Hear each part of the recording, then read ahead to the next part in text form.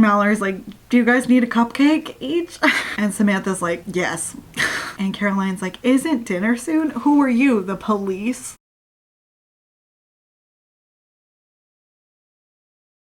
Hi everybody and welcome back to my channel. My name is Shelby and this is Shelby Reads. For those of you new to my channel, I am a femme for butch lesbian who came out in 2013 and I am a dedicated goth, and my makeup came out extra good today. I don't know what it is. It's a good thing I think I'm going to be filming 2 videos at the same time. Woohoo! Please don't forget to like, comment, subscribe if you want to hear more about sapphic books, which is pretty much all we talk about on this channel. And if you have any terrible sapphic books, please put it in the Google form below that I created just for this channel, because I'm starting to maybe run out of terrible books. Maybe. There's always going to be surprises though. Today we are going to be talking about Summer Love by Gemma Addison Dove. It is book number 2 in the Sapphic Mountain series. It's a short novella, so we won't be here super long. It is listed as both romance and erotica, and I am kind of in agreement simply because of the content, I suppose. There's a lovely little 18+ to warn you on the cover, so viewer discretion is advised, obviously. Because this is so short, I'm not going to read you the synopsis because I feel like that gives away the entire thing. So what I am going to include is all of the tropes that they put at the bottom of the synopsis. Sapphic/lesbian romance, low angst insta-love short romance, sweet but steamy, reunited high school sweethearts, both characters are in their 30s, mountain woman plus art teacher,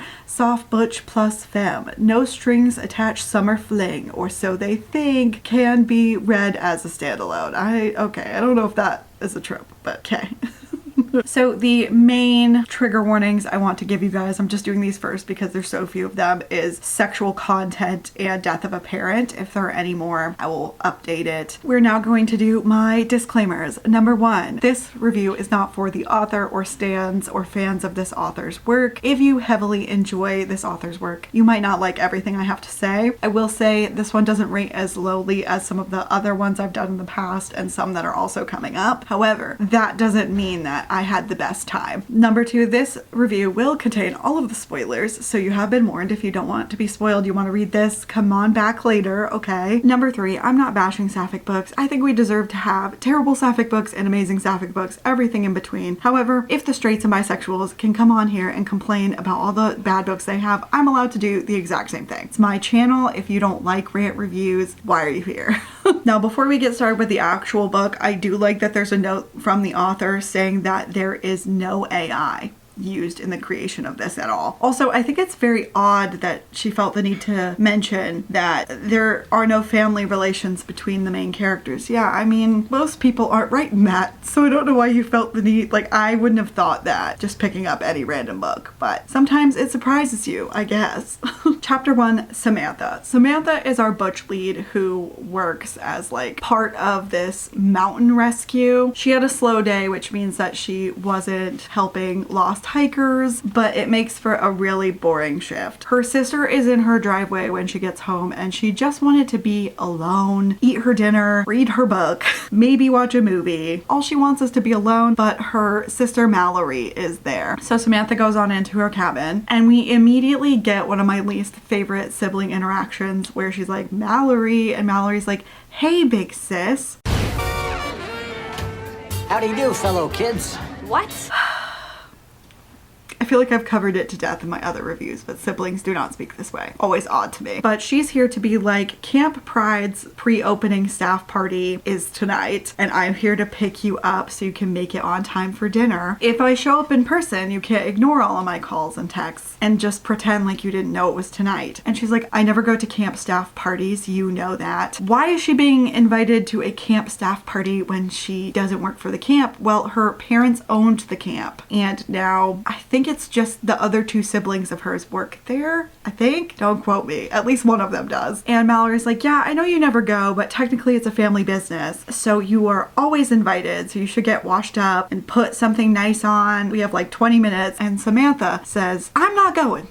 Even if I wanted to go, my schedule wouldn't allow it. And Mallory is kind of negging her, being like, what exactly are even your plans tonight? Are you just gonna eat dinner alone? You need to get out more often. And Samantha says, I get out on my 5 days of work, thanks. And Mallory's like, okay, you drive in your truck all by yourself. That's not getting out. She's like, okay, but I patrol sometimes and tourists talk to me. And Mallory says, that's not the same. Please just come to the party. Nina and Laura will be there. And that is her youngest sister and her youngest sister's new wife, who I'm pretty sure book 1 is about. Not that important. They can be read as standalone, as the description says. And Laura, the scandal, is also Samantha's best friend, and she was kind of flabbergasted when they got together. Yeah, because eyeing up your sister is weird. Sammy says, I'm fine on my own. Thank you. And Mallory says, Nellie and I worry about you, and it would just make us both happy if you came and spent some time with us. And Sammy says, spending time with you and Nellie and your partners is fine, but doing the rest of the party really isn't for me. And Mallory says, just do this one camp thing and I will stop bothering you for the rest of summer. And Sammy's like, all summer? Do you promise? It's like, I promise, deal or no deal. They shake hands, it's a deal. Page break. She's going to the camp with Mallory. We get lore dumped about how it was their parents' camp, and after they passed away it was shut down for a couple of years. But now Mallory and her husband Steve, who I will only be picturing as Steve from Blue's Clues, just so you know, have been running it for the past 3 years, and they're getting more campers, so they need more staff, yada yada. But Sammy really doesn't like going to parties full of people she doesn't know. They're very loud, they're too busy, and as someone who definitely thinks she has autism, I agree. That kind of stuff's not for me. They get there and Steve from Blue's Clues and her bestie Laura, aka Nellie's wife now, are handling the barbecues with some teenagers who are probably camp counselors. Nellie is a baker, so she brought a bunch of like cupcakes and other things. And Nellie sees Sammy and is like, Samantha, you're here. She's like, can I get a cupcake? Like, that's for dessert, but sure, help yourself. Like, she's an adult. She can have a cupcake whenever she wants one, damn it. They're great. Don't you worry about that. Sammy is nice enough to help her sister Nellie unpack even more baked goods. Like, why is there so many this year? And it's because the camp enrollment has doubled. They're finally at full capacity after 3 years of rerunning this camp. Good for them, I suppose. And Sammy says wonderful, because she's like, on one hand, I'm glad their business is succeeding. And on the other hand, I don't want to be here with all these people I don't know. Hey, welcome back to Personal Space. I'm your host, Philip Jacobs, and let me tell you, I care about my personal space. Whoa, whoa. But Nellie is thrilled. It's like, I'm so glad you're here, Sam. I feel like I never see you anymore. And I always feel like it's hard when these books start to get a vibe of what does this person actually like to be called if their name is Samantha, but you keep calling them different versions of that? I don't know. And Sam's like, well, you spend a lot of time in town for your job, and I spend a lot of time in the mountain for my job. But it's nice to see you too, Nellie. Sure.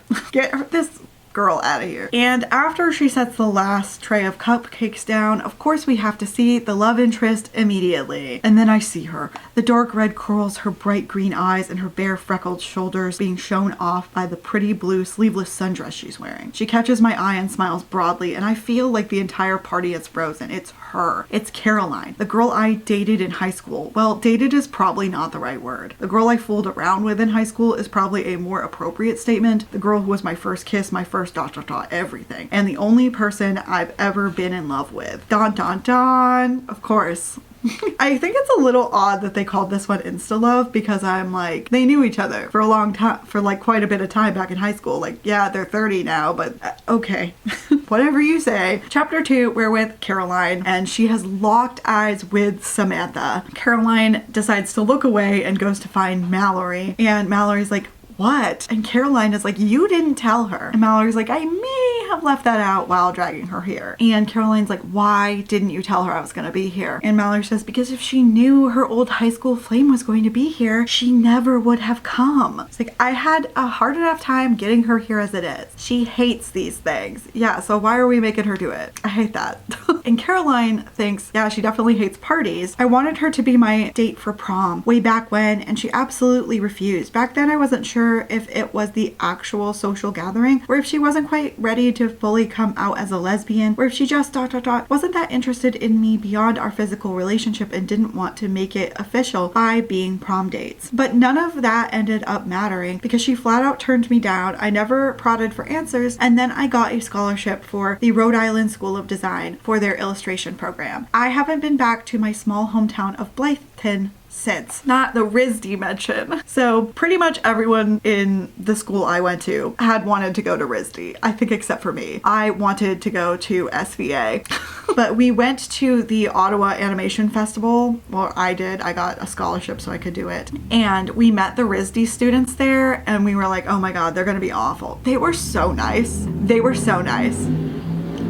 Cannot recommend those kids enough. They were so nice to us. Caroline asks, if she hates these things, why did you make her come? She's determined to be a reclusive, grumpy mountain woman, Mallory says. But I know her better than that. She doesn't really want to be alone. She has so much love to give. She raised me and Nellie after our parents died, and she pretty much gave up on her own hopes and dreams, sacrificing everything for us. But now we're all grown up, and Nellie and I are both happily married, so now it's Sam's turn to fall in love. And Caroline is immediately like, Samantha is single. I'm like, you don't know her anymore. Not really. Not since high school. That's so weird. I can't help but feel a little bit giddy about that, especially since she looks so damn good. And Mallory is clearly trying to set us up, I think. I think I'm reading this correctly. And I'm on the same page as Mallory. I agree that Samantha deserves to be loved. I'm just not sure if Samantha is reading the same book as us. Okie doke.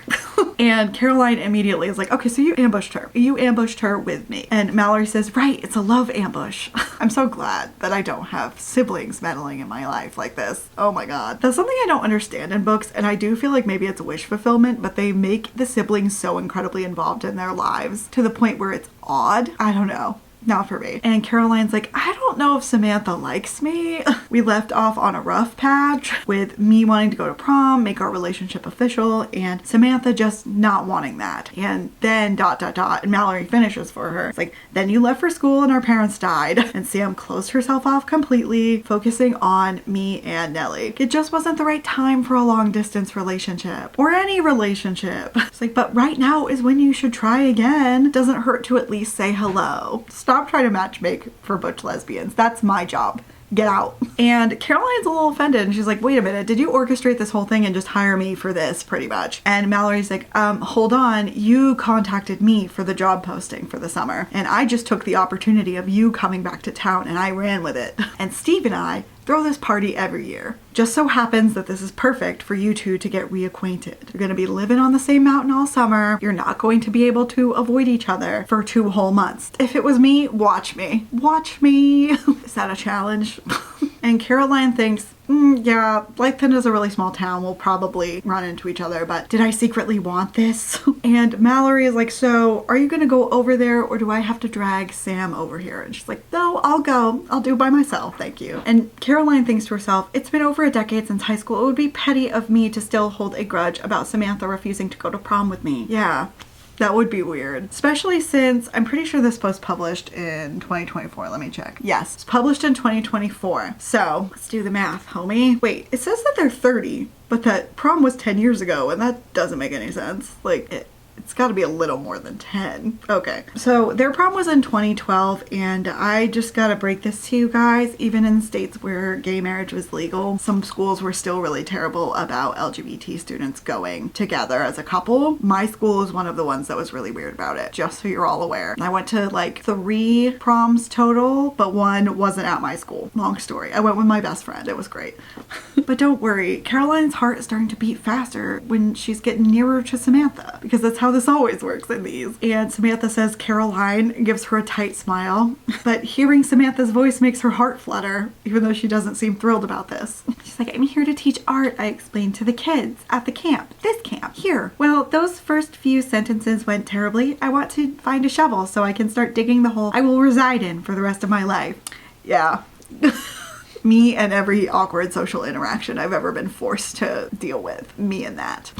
Samantha's like, that's great. How have you been? She's like, good. Everything is good. She's like smiling like a complete fool. Seriously, where can I find a shovel around here? I'm sure not that far away. It's a camp. She's like, so do you teach art as your regular gig, or which Samantha's doing way more conversation than what I would be doing. How is she being so calm and collected? Because she doesn't feel the same way I feel. That's why. She's moved on with her life, and I'm still reminiscing about the prom that could have been. Yes, I teach high school art in Providence, I say, and then congratulate myself on completing one whole normal sentence in the presence of Samantha. And you? What do you do for a living? And Samantha's like, I work at the mountain rescue.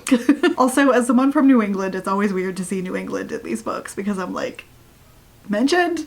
Seriously? And Caroline just thinks, that makes sense. She was always outdoorsy. Okay. And Mallory's like, do you guys need a cupcake each?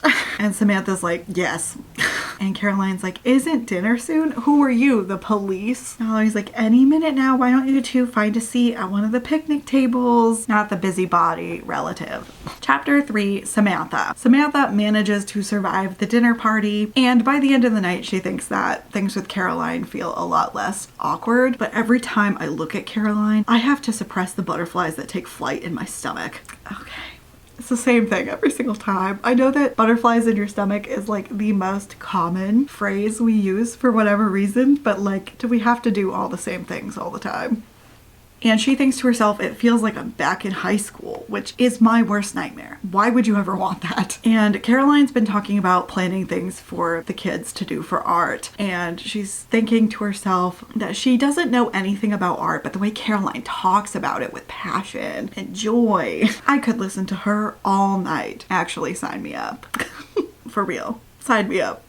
They're now drinking hot chocolates in the lawn chair around the bonfire. Not in the same lawn chair. Lawn chairs, sorry. And Caroline's been telling her about some of the videos she's been posting to social media that go viral of her art. I'll fully admit that sometimes on late, quiet nights when I'm all alone, which is every night really, I 100% try to internet stalk her, but I never really find anything. She must be using something other than her real name. I've heard teachers often do that so their students can't look them up. Or I figured she might have married and taken her spouse's last name. I had no idea she was posting art videos from high school.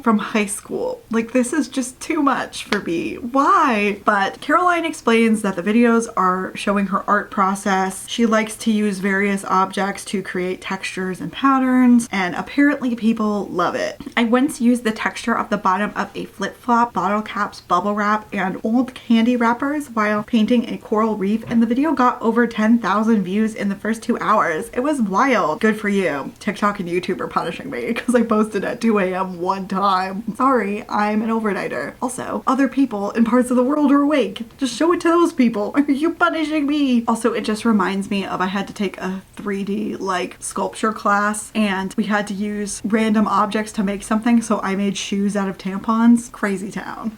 And Caroline shares her username with Samantha, but her face kind of falls and she's like, are you okay? I haven't posted anything in over a year. My last ex threw out my boxes of art stuff, like the bubble wrap and fake plants and empty makeup containers, all that stuff. We were living together and we kind of had a bad breakup. She threw all that stuff away before I had a chance to pack it up myself. She called them trash and said she'd been dying to get rid of them since the day I moved in with her. She said I wasn't a real artist.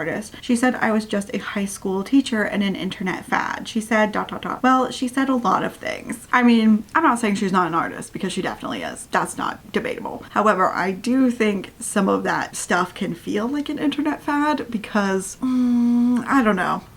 I feel like when people are doing really weird stuff with art, sometimes it's also a little bit like ASMR, which I enjoy. So like, not knocking it. I'm just saying like, it might be a little bit of an internet fad, but why is that such a bad thing? I don't know. Make me your next internet fad.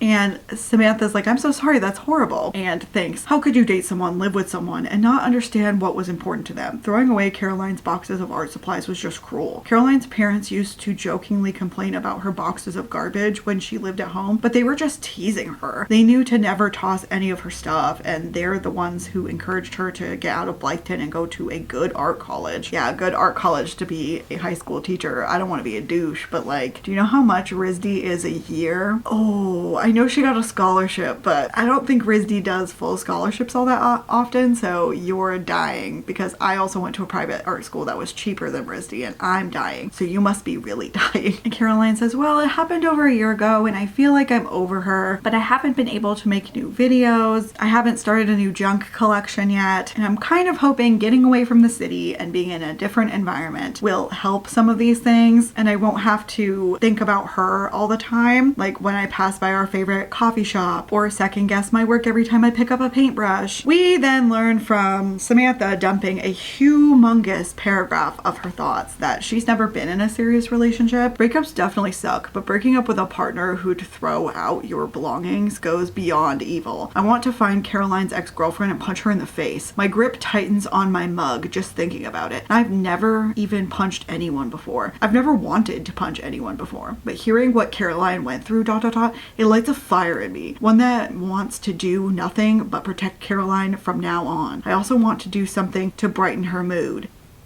Hear me out. Kinda hot. Kinda fine. Look, it could work on me.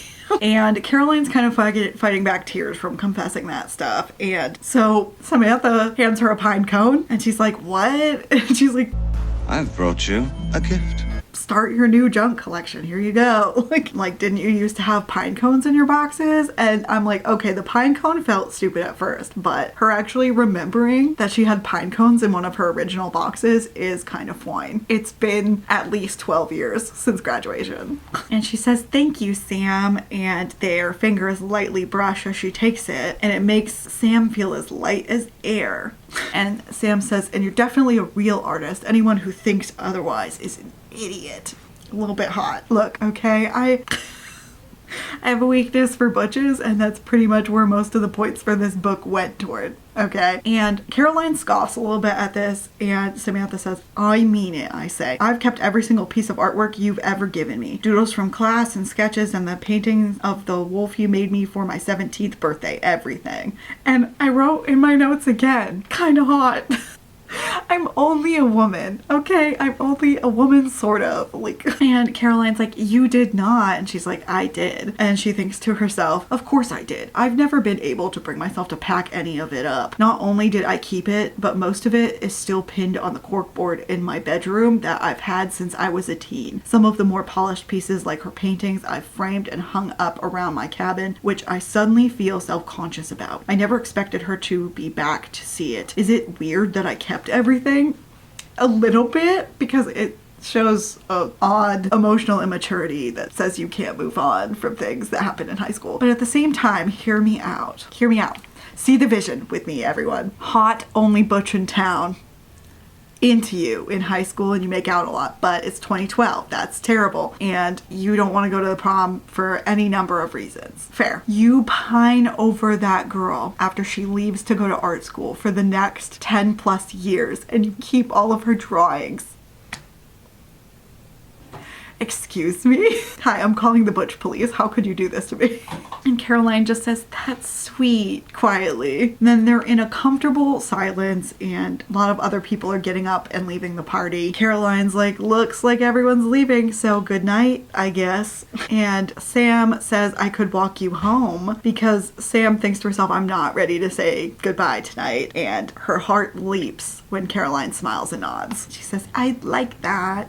And then they're going to a bright magenta cabin with a yellow door, which sounds pretty fugly if you think about the colors together, but maybe I'm not seeing the vision. And she's fiddling with her keys, but this happens instead. I tentatively reach out, touching her elbow. I hear her sudden inhale, and she looks up at me. I'm at least 5 inches taller than her, and I would just need to lower my head a tiny bit so my lips could meet hers, ... And Caroline looks up and is like, Samantha? And she's like, because she was thinking all that. And she's like, I missed you. And she's like, yeah, I missed you too. And then Caroline kisses her first. Hooray. See, I don't really feel like insta love is necessarily accurate, because I do think they've been into each other the whole time. But that's just me. And then they break the kiss, and Caroline's like, I'm sorry, I shouldn't have done that. And Samantha's like, I definitely wanted you to. And so Caroline bites her lip, And she says, yeah. And she's like, yeah.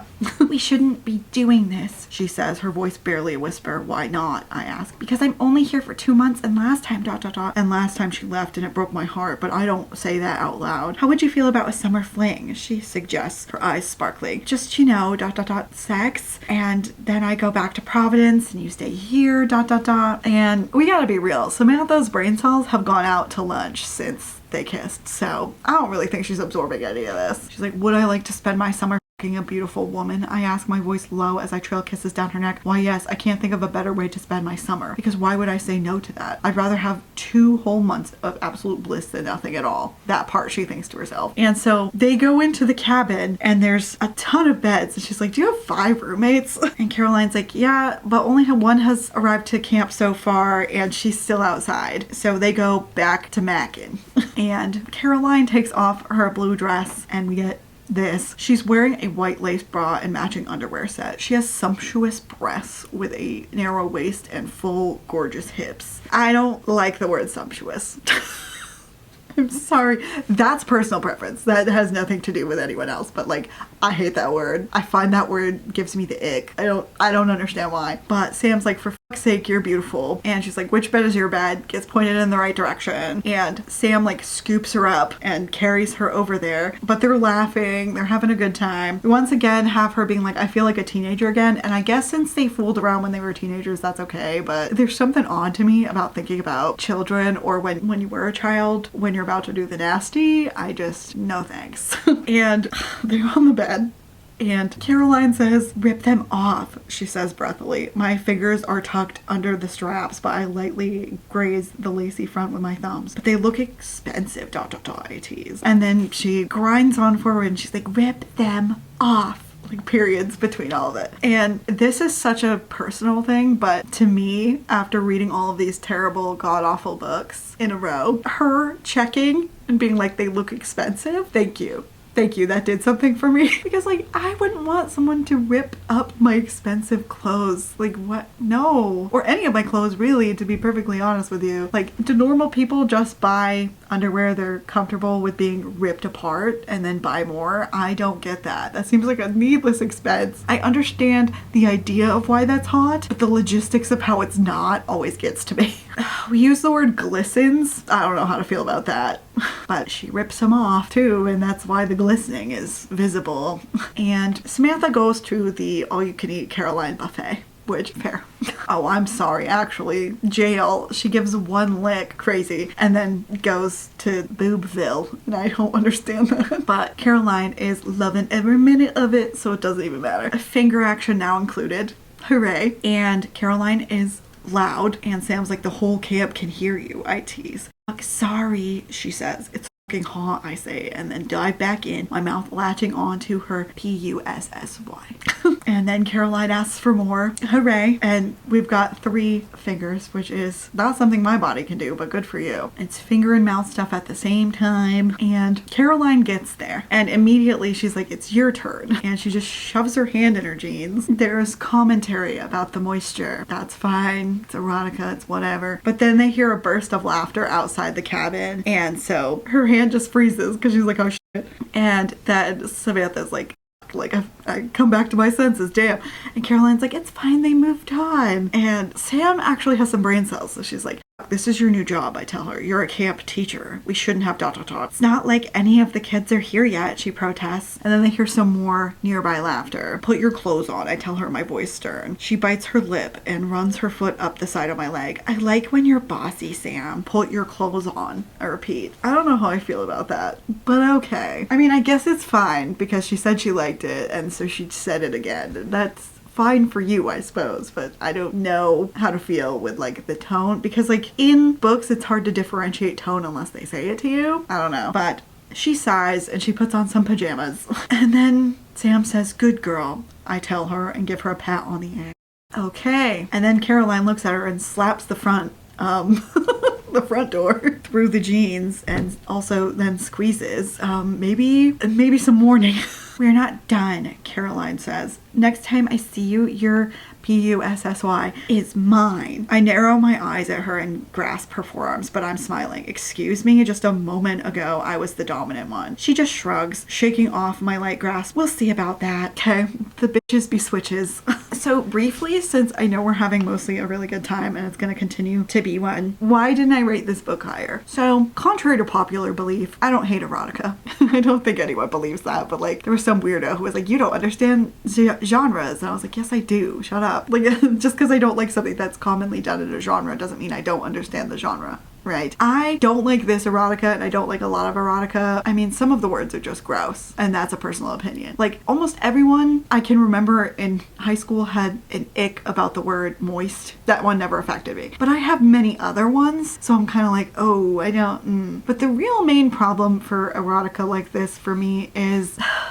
I like to be romanced. I like it to take insane amount of time. I like the book to build up the pining and the yearning and the drama of it all, and then eventually when we finally get there, it's emotionally satisfying as well as like the rest of it. And I just don't get that from these because I feel like they're like, even the ones like this where it's like, oh, they already know each other, they know a lot about each other. Number one, they haven't seen each other in 10 plus years, so they don't really know each other. They know who they were as teenagers, but it doesn't romance you. You know what I mean? And this isn't just erotica, so it's not just supposed to be titillating. It's also a romance book, but I feel the romance is very minimal. And that's something that's been bothering me with a lot of books that have either erotica or smut or both, what have you, is that they're not whining and dining me. And I want to be wined and dined. Like, I don't understand what happened to that idea, but to each their own. Like, if you like this, good for you. But I would have rated this higher if I had been taken to dinner first, I guess. Like, chapter 4, Caroline. Caroline's really nervous about doing art teaching for the camp for some reason. I don't know why. You do it every day. I think it's mostly because it's grade school kids and she's used to teenagers, and I only work with teenagers, so I get it. I don't want to be around the little itty bitties. They scare me. And the teenagers scare the living shit out of me. So imagine for a moment what small children would do to my brain. But Mallory says, we've tried to get everything we could think of that you would need. Apparently a widow who lives nearby gave a pretty generous donation. So whatever you need, just ask for it because we've had like a crazy record enrollment. And on top of that, we have this big donation. So whatever you want, you can have it. And Caroline says, that's amazing. Thank you. And she looks at the supplies and it's good stuff. It's not dollar store stuff like terrible markers that you get in those sets for Christmas or whatever. But maybe I should collect a box of oddities too. My hand sinks into the pocket of my denim overall shorts and closes around the tiny pine cone Samantha gave to me at the campfire. I haven't had the courage to start a new box of oddities since my evil ex trashed my last one, but maybe I could have a box for the kids to add to. It's a good idea, girl. And she's going to have at least one teenage camp counselor to help her at all times, but this isn't school, it's camp. The kids who come to your classroom will be kids who actually want to do art. So you won't have to worry about those kids who don't actually want to do anything. And they're like, you can have an idea for a lesson, but you should also just kind of let the kids make the kind of art they want to make, basically. This is a place where they can be themselves. And this is where I learned, because I didn't read the first book, that the camp caters to LGBT kids, which is great. And she's like, thank you and Steve for doing this. I do think it's weird that the hetero couple is the one in charge of all of this. Feels a little sus. And we also learn that, oh, Steve's a trans man. Okay, fair enough, I guess. I just learned that, but, well, relearned it. Basically rereading this with all of you. Been a couple weeks. But she's like, thank you and Steve for doing all this. Well, I'm pansexual and married to a trans man. My older sister is a lesbian. My younger sister is also pan. And both our parents considered themselves bi, so ... It's the kind of place all of us would have liked to have when we were growing up, right? And the camp that her parents ran was just a regular summer camp, but she and Steve decided they wanted to cater towards LGBT kids, which is great. I will just say I would be very nervous to send any kid there because we know about what camp usually means for the queers. Then you admit you're not normal. So why don't you admit you're a homosexual? And she goes on to say, just because our parents were supportive doesn't mean that other kids don't need this kind of stuff, blah, blah, blah, blah, blah. If their parents aren't supportive, I don't feel like their parents are going to send them here. I said what I said, like, And they say, and of course, kids and staff don't have to openly identify as LGBTQ+, but we obviously make it clear we have a focus on that, which, yeah, if you don't want to get sued, you pretty much gotta do that. They also have a robust team of social workers on staff, which I think is odd. And also just from my personal experience with the DCYF system of New Hampshire and the social workers that I've had to interact with through email primarily, I don't know if that's a great idea, homie. Social workers aren't therapists, so I don't know. She's like, if one of the campers feels overwhelmed, you can guide them to the social workers. You can also speak to the social worker for guidance if a camper only wants to talk to you. If you have any questions, ask me and Steve. Like, okay. But don't worry, Caroline's super excited to be here, and Mallory is super excited to have her. So Caroline is walking around the classroom taking notes on everything. We learn about Caroline thinking about, you know, how this is a homecoming for her or whatever, that she used to love to take her sketch pad and go up out on the mountain and draw, do whatever. So that's what she's gonna do. She's gonna go take a little hike with Sketchpad. She thinks this is why I left Providence, so that I could just have peace and quiet and be away from reminders of my ex. But there's one thing, one person who keeps resurfacing, insisting I think about her, Samantha, and our kiss, how perfect it was and how much more I want. Okay, girl. Chapter 5, Samantha. She's done with her shift at her job. Hooray. And she is on her way home, but she's taking a detour to Camp Pride. I wonder why. She's usually done by mid-afternoon, apparently. Good for her. It's like, I tell myself I'm just checking in with Mallory and Steve, making sure everything is running smoothly, and I'll ask if they need me to pick up anything in town. I need to do a grocery run myself, so might as well ask if they need anything. Could I have just called and asked? Sure. But then I wouldn't have the opportunity to accidentally bump into Caroline again. My P-U-S-S-Y. At the thought of being able to see her again, to taste her again, ... But I need to calm the fuck down. This is normally where I would be like, I hate this ridiculous shit. But honestly, I feel like she's in touch with what she wants. Like, it's not one of those like, oopsie, I accidentally did this. Like, she's so clearly going out of her way, and I'm fine with that. I'm fine with that under the circumstances. Steve's like, hey, what brings you back so soon? It's like, I'm going to the grocery store in town. Do you guys need anything? And he's like, really? You'd be willing to pick stuff up for us? It's like, well, could you get laundry detergent? Because we somehow forgot to grab that. He's like, if you could just grab us a couple before the bulk order comes, that would be awesome. She's like, yeah, sure. Oh, and Caroline, the new art teacher, she mentioned at lunch that she wanted to go into town sometime, and she doesn't have a car, Steve adds. Maybe you could take her. Everyone is in on this, I fear. And she's just like, oh yeah, sure. But her heart is pounding so fast, it's like I've just run up the mountain. See, I'm from New Hampshire, so my brain is like, first of all, there's so much mountain talk, but also I'm just like, from my childhood, I don't know if you guys ever were forced to read My Side of the Mountain or Hatchet. That's all I can think about. Also, when I was a kid, I hated living with my parents so much that I reread My Side of the Mountain over and over, because he literally carves himself out a hole in a tree and just lives in there, and I was like, I could do that. Oh, poor childhood me. And Caroline comes and she's like, oh, Steve didn't mention it was you. And Steve's like, is there a problem? Because he isn't as in on it as initially thought. And Samantha thinks to herself, I don't know how much Steve knows because he didn't grow up here and he met my sister on a dating app, so he doesn't know all the old gossip. And Caroline's like, no problem here, and winks at Samantha. I hate winking. Winking annoys the hell out of me. Page break. They're stopping at Bliss Cupcakes and Cafe, which is where Nellie, the youngest sister, works. And she's like, can we go in before we get groceries? And Samantha's like, yeah, sure, of course we can. And Caroline loves it in there because it's pink, it's bubbly, it's very girly girl, and Samantha thinks she's always been so girly. Nellie's like, hey, what are you two doing in here? And Caroline's like, this place is so cute. It wasn't here back in the day, right? And they're like, oh no, it's been here about 5 years. It used to just be a bread bakery, apparently. And Caroline's like, which stuff did you make? And Nellie's like, all of it, because her boss is off for today. And Caroline wants a brownie, so Samantha also gets a brownie. I know two things are about to happen. First, Nellie is going to insist I get the family discount, which means she gives me stuff for free. And second, Caroline is going to insist she pay for her own brownie. I'm not going to let either of those things happen. I pull out a $20 bill and put it on the pink linoleum counter, shoving it over to Nellie. And she's like, not a word. I tell her in my best stern big sister voice. Nellie frowns. Fine, but do you want change? Why don't you just take the free baked baked goods. I don't get people. I think it's because some people have genuinely like not lived in poverty, so they don't feel the way I do when people are like, do you want a free brownie? Yes, I want the free brownie, you motherfucker.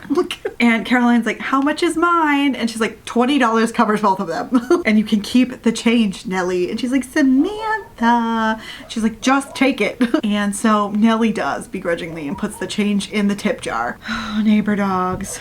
And they go out to a bench outside of the bakery, and Caroline says, thank you for giving me a ride and for the brownie. And Samantha's like, you're welcome. But just because you took me into town and bought me a baked good at an adorable bakery, it doesn't mean we're on a date, Caroline says. We're not dating this summer. We're just ...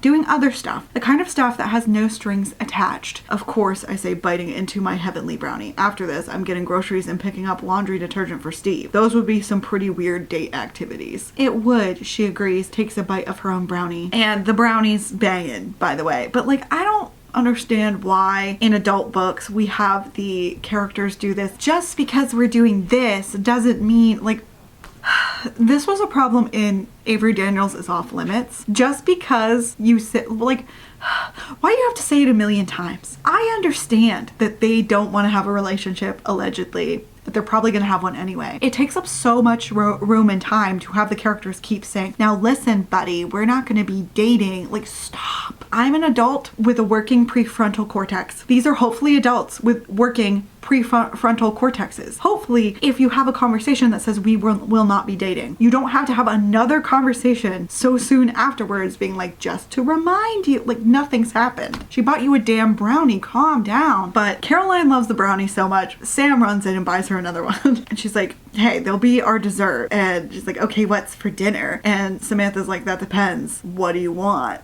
They're walking to the grocery store. I'm walking down the quaint street to the grocery store. Caroline walking at my side. This doesn't really feel like a date, but somehow going grocery shopping, and if she allows it, picking out a dinner together and going home to cook it, feels so much more familiar and domestic than a date. My stride is confident, and I'm really hoping she goes along with my suggestion of dinner, but I'm also incredibly nervous she's going to turn me down because it's crossing some sort of no dating, just sex line. And so she says, as friends, like, I want to catch up more, that's all. And Caroline's like, that's all. And I wouldn't say no to a pasta dish. I would. I don't like pasta, but we all know that's just me. She's like, I can do pasta. Good. Chapter 6, Caroline. Even though my common sense is saying don't eat dinner with the gorgeous woman you want to have sex with all summer, I ... go and eat dinner with the gorgeous woman I want to have sex with all summer. I don't entirely know what I was picturing when I made the offer, but I didn't intend to do anything that resembled a relationship. I just pictured lots and lots of mostly at her place, since doing it in my bunk was pretty risque and not professional in the least. But we were just grocery shopping together, and now we're going to cook and eat dinner together. That doesn't seem very casual to me. Hey, I was just there for Samantha's chapter. Remember? I know what you just did. I know that you have to process it, but could you process it in a non-stupid way? In a non-repetitive, stupid way? I would really appreciate that. Thank you. She goes into Samantha's rustic mountain home.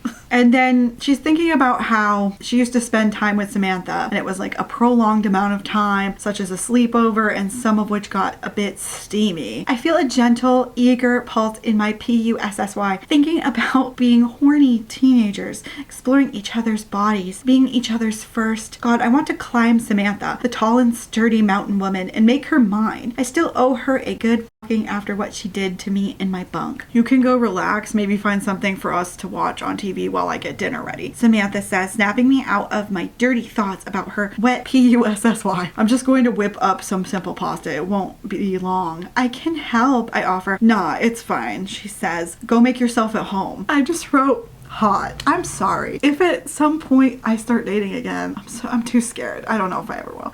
I know that sounds sad. I'm only 32, but I'm terrified, okay? Absolutely terrified. If you want to cook dinner for me, that's an automatic ooh from me. I don't know. But then it's kind of like awkward because of the make yourself at home comment, and Samantha's like, well, you've been here before, you know your way around, not much has changed. She's like, I remember my way around. And she goes to their rec room. Okay, this house must not be a real cabin. It must be like one of those cabin McMansions that I'm always seeing. And she sees the wolf painting that she did for Samantha. It's framed and hanging on the wall above the couch. It's kind of cute. and warmth spreads through Caroline's limbs. Just your limbs? Kind of odd. And she thinks to herself, I always felt guilty about not being here for Samantha when she lost both her parents, but my parents would have been furious if I decided at the last minute not to go to Rhode Island School of Design, especially since I had been offered a full scholarship. Yeah, that would have been really dumb.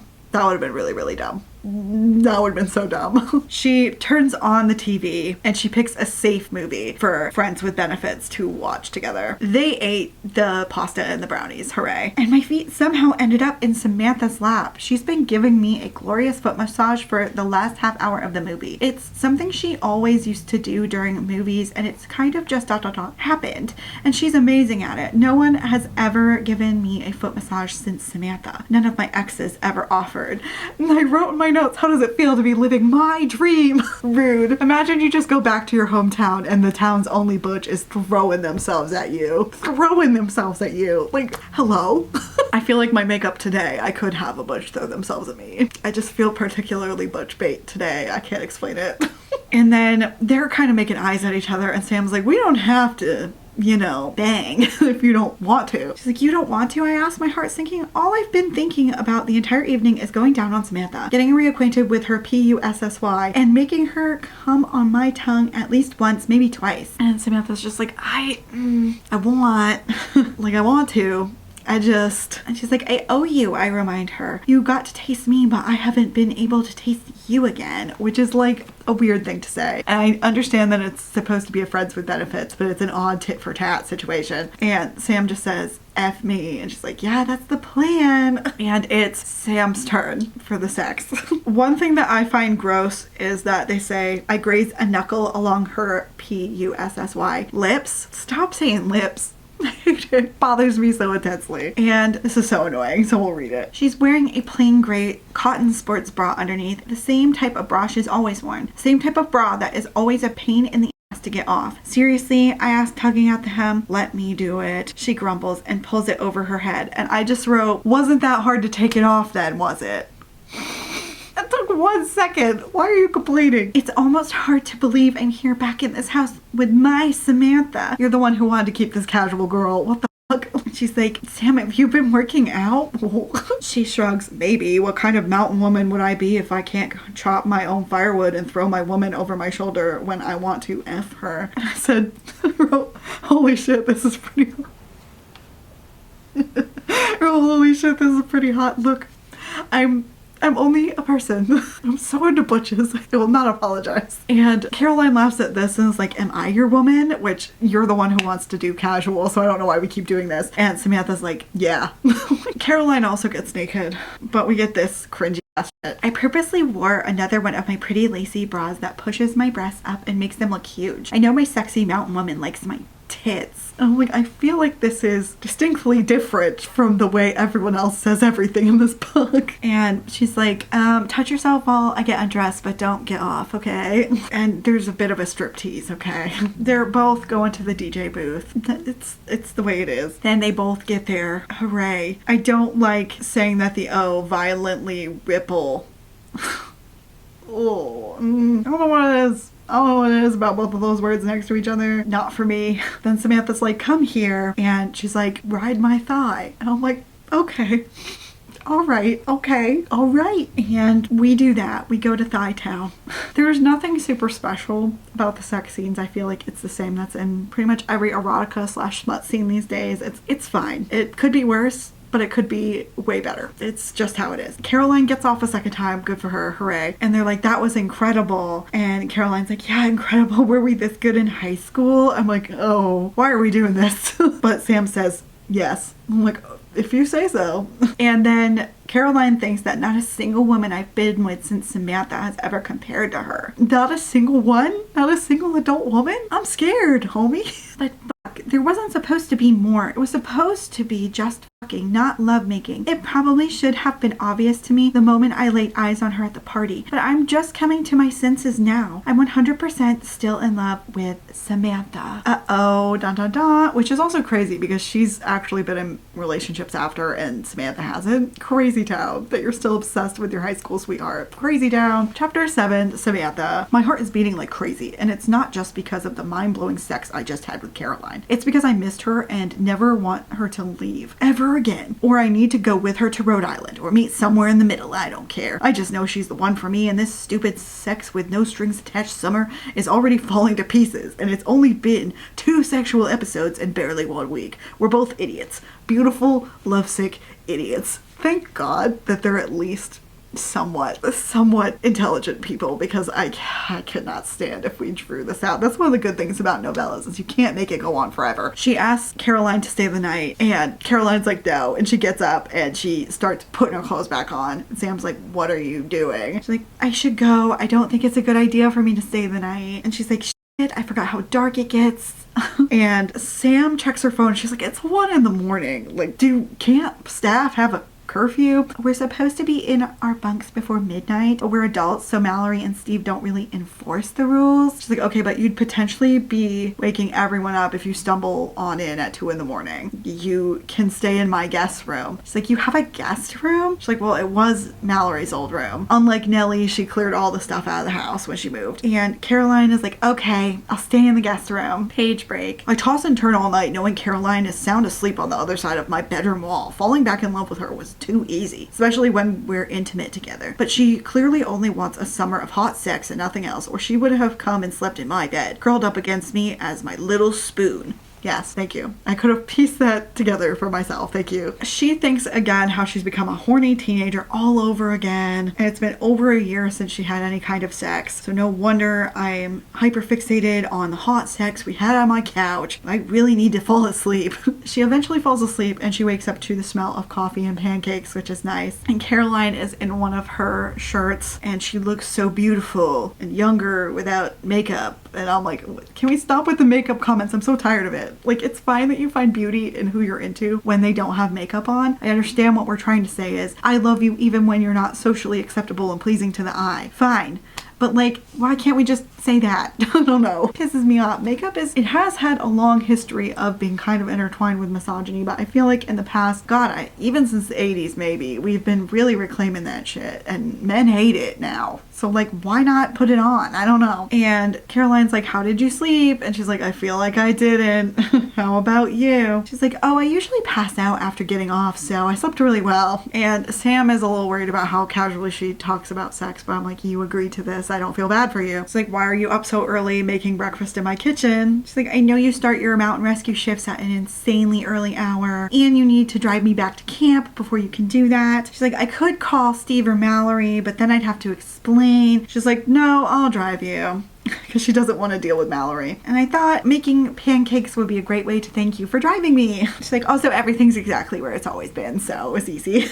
She's like, where did you find that shirt? And she's like, laundry room, you had some fresh shirts, like, and I folded the rest of your laundry, do you mind? No, I don't mind, I tell her, because I can't get over how damn sexy she looks wearing nothing but one of my shirts. I want to walk up to her, wrap her in my arms, and hug her from behind while she makes us breakfast. I want her in my home, our home, always. I am so fucking screwed. Instead of hugging her, I grab the pot of coffee she's already brewed and pour myself a cup. I see she's already made her own, sitting on the counter within her reach while she makes the pancakes. Like, the U-hauling is crazy. The U-hauling is crazy. But the pancakes are delicious, hooray. And we end the chapter with Samantha thinking this no strings attached thing was a really bad idea. Yeah, no shit, honey! Chapter 8, Caroline. Caroline says, stop the truck. And they're about halfway back to camp. And Samantha's like, is everything okay? And she's like, I can't do this. I can't do this. And she's like, what? Teach at the camp? You're an art teacher. Like, I don't understand. She's like, not this, not my job, us. And she's like, us? I'm sorry, I don't think I can keep up a physical relationship with you, I tell her, finally finding the courage to look her in the eye. I can't do this. Why can't you do this? She asks, her brow furrowed. I'm pretty sure last night confirmed we're pretty damn good at this. I laugh and then, because I already want more. More sex? Samantha asks. This dumb ass. Because you look sexy as hell right now. We could maybe have a roadside quickie, but I do need to get to work. She's so down bad. I kind of love that. She's like, no, I say, feeling frustrated and balling my hands into fists. Why are you being so so dense? Dense? Her eyes go wide and she's looking at me like I've gone crazy. I take a deep breath and look at her. Really, really look at her. My Samantha. The very first person I ever gave my heart to. The very last person I want to give it to. Because I love you, I tell her. What? It's been 1 week. 1 week. That's insanity. And Samantha's quiet and she's like, Samantha. And she finally looks back up. You're only here for the summer, she says. And then you're going to leave. You're going to leave me again. What if I stayed? I suggest. My whole life before I left, I always thought my life was somewhere out there at university, in another state, anywhere but here. And then the entire time I've been gone, all I can think about is whether or not I should have left. If I should have left Blytheton. If I should have left you, ... But the thought of coming back here, coming back to you and finding things and people in you, ... Possibly finding out that you have moved on without me was too hard to bear. I never tried looking you up online. I didn't want to know if you were single or married or whatever. But then ... I saw the job listing for Camp Pride and it felt like the right time to come home. Like it was meant to be. And I already feel like I'm home every second I spend with you. I feel like I've truly found my home and the place I'm meant to be. Caroline ... Samantha says, reaching out to clasp my hand in hers. I'm sorry if you don't feel the same. I'm sorry if I'm moving too fast. I say, my lower lip trembling and my eyes brimming with tears. But I can't keep having mindless, amazing, mind-blowing sex with you if this is how I feel and you don't feel the same. But I do feel the same, Samantha says. I love you and I love you. I want you to stay. And I feel it too. You, Caroline, are my home, my everything. It is a little insta-lovey, I guess, but at the same time, I'm like, on one hand, I'm like, I don't enjoy reading stories like this where it's not about pining and longing and the build-up. However, at the same time, part of me is like, I wish my life was this easy. I can't have it both ways, I know, but but they say they love each other, and then Samantha stops kissing her, abruptly gets out of the truck. She's like, Samantha, what are you doing? And she yanks open the passenger side door and undoes her seatbelt. Maybe I don't have time for a roadside quickie for my summer fling, but I definitely have time for a roadside quickie with my girlfriend, she says with a grin. You know what? Oh no. I'm gonna have to read this. No. So ridiculous. Okay. She's doing the old finger blaster 9,000 and it's like, Samantha, I cry out, feeling the morning mountain breeze on my bare wet PUSSY. Not the mountain breeze. She's like, this is my route. She tells me I drive along here every morning. No one is ever around, so I'm going to eat your PUSSY at the side of the road, okay? Okay, I say, feeling the familiar swell of need building in my core. Good, she says, and then dives in, her tongue lapping at my entrance. I can't get over the mountain breeze. No. Also, like, people might not be coming by, but why does the black bear have to see that? That's unfair. What about all the nighttime nocturnal animals that are trying to sleep right above you? Certified freaks, 7 days a week. And she takes her there, you know, to the finish line. And she's like, I really should get to work. She mumbles into our kiss. You're so worked up, I can make you get off hard and fast, I tease. You ain't wrong, she says, and I feel her smile against my lips. And then she does that with her hand. Also, we call the juices her nectar, which no thank you. But she's like, fucking hell. She says, I think I might have to call in sick to work today. I think that might be a good idea, I tell her, grinning. Okay, good for you guys, I guess. Epilogue, Caroline. She's with Samantha. They're all wrapped up in each other. And she's like, are you sure you want to stay? And she's like, yes, I'm sure, because they're U-hauling an insane amount. She's like, here with me? And I'm like, yes, obviously. Why else did she move here? Context clues. No other reason but you. It's autumn now. Hooray. And Caroline's like, yes, here with you. And she got a job teaching at Blytheton High. Isn't that so very lucky? And her parents, Caroline's parents, who are the only ones alive in this situation, are over the moon that she's moving back to be with the only butch in the whole town. I'm just saying, if that was my kid, I'd be like, you won, fam.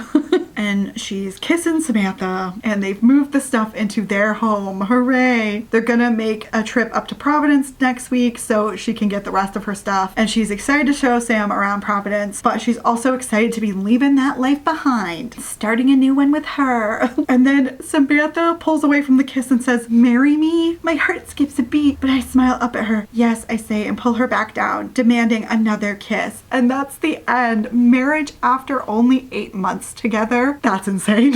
Oh my god. Conclusion. I don't think that this book was bad by any means. Like, it's a very quick novella. I think it set out what it wanted to do overall, to just be a sexy, goofy time. I wish it wasn't really listed as a romance, because I feel like romance really requires more than what people have been giving it lately. And in the immortal words of how I feel about erotica in general. Well, then could we at least pull up here and get some dinner?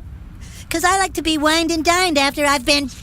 It's just not for me, and that's okay. I know that some people just want to get in, get out, have what they need, but like, I actually prefer like an insanely long story before they get together, and I think that's why I like a lot of fan fiction, is because I can just choose the ones that are slow burns if I want to, but I feel like there have been a lot less slow burns in books lately. So if you guys know any really good slow burns, please let me know. I'm dying out here. I gave this book 3 out of 5 stars on Storygraph and Pagebound. It was just fine. It was just fine. And the Butch character did earn it most of the stars, I can't even lie. If you made it this far, leave a mountain emoji or a little tent emoji for camp or something. Tell me what you thought about this one. Would you read more like this? I hope you guys all like this one. Please don't forget to like, comment, and subscribe. It really helps the channel. And I will see you guys in the next one.